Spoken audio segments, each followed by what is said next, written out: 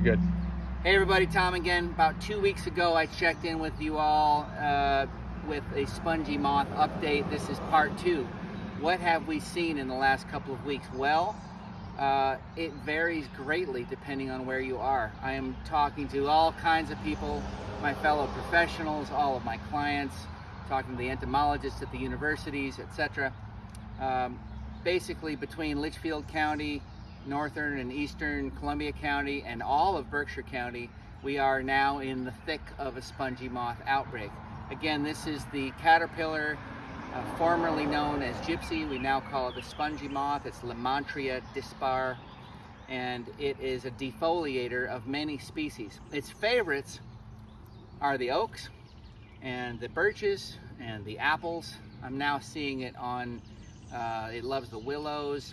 I'm seeing it on witch hazel in the understory, which is kind of interesting. I'm seeing damage on sugar maple, a lot of other plants that aren't necessarily the ones that it first goes for, but it all depends on the populations, right? It depends on how many caterpillars there are and how hungry they are. One thing I'm seeing, which is interesting, is caterpillars of a lot of different sizes. To me, this means that they hatched at different times. So some of them hatched probably where you find them, and others hatched somewhere else and then ballooned in on that silky strand. Pretty interesting. And also, I think has to do with temperature, has to do with moisture. We haven't had a lot of rain. We had a couple of weeks there where it was hot and it was kind of breezy. So they could balloon around and relocate to those trees that they would prefer to feed upon. It's getting a little bit late in the game as far as treating with products like BT, Bacillus thuringiensis. We're using spinosad now, which is worth looking up, sold as conserve. Spinosad is a product, a byproduct of bacteria. Either of those make the caterpillar sick. It stops feeding and it dies. We tend to stay ourselves away from the hotter, more synthetic chemical pesticides. In this case, we're using a systemic called azadirachtin. You've heard me talk about this before. It's same active ingredient as neem oil, which you may have heard of. And in this case, it's going up into this oak tree. It'll make its way out into the leaves. And when the caterpillars feed upon those leaves, they'll get sick and die and fall off. It'll take a while, and it won't entirely prevent defoliation at all because we need them to ingest this stuff, right? So the name of the game, again, is to minimize defoliation. You're not going to stop this from happening.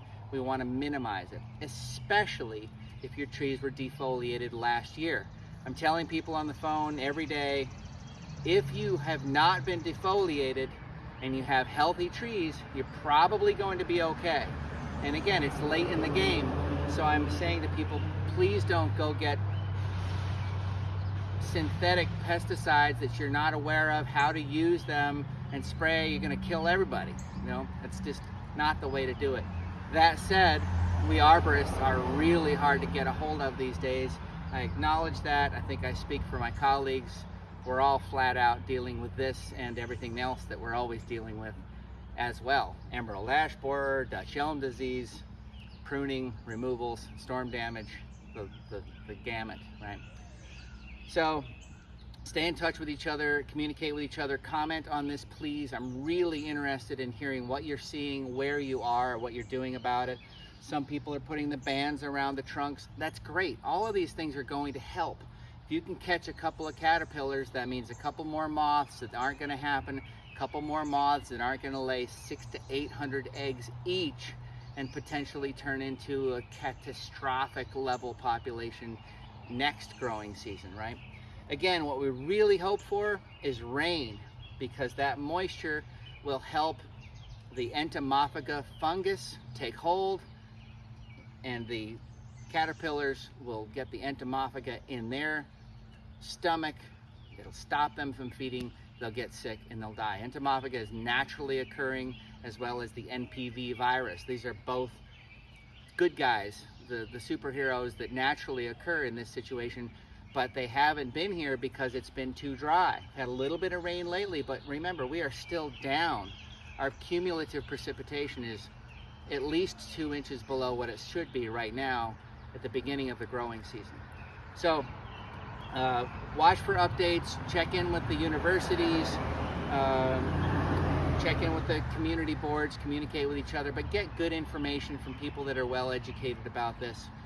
This is not the end of the world. This caterpillar's been around for 160 years, and we ride out these waves. A couple years from now, we'll be through this. But if you've got trees that have been defoliated, that's your focus.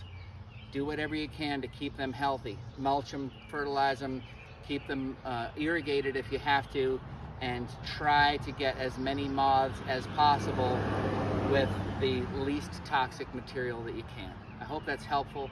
Stay in touch. Let me know what you think. Thanks for your interest.